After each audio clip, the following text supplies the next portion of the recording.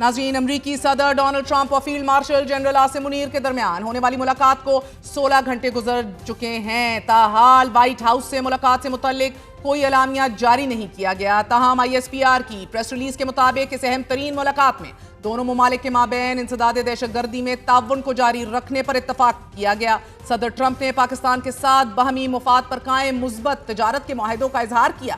امریکہ اور پاکستان کے درمیان معاشی اور تجارتی تعاون، mines and minerals, artificial intelligence, energy sector, crypto currency اور دیگر شعبوں میں تعاون بڑھانے پر اتفاق ہوا ہے۔ پریس ریلیز کے مطابق اس ملاقات میں ایران اسرائیل تنازع پر بھی تفصیلی گفتگو ہوئی ہے۔ صدر ٹرمپ نے فیلڈ مارشل سید عاصم منیر کی قائدانہ اور فیصلہ کن صلاحیتوں کو سراہا ہے۔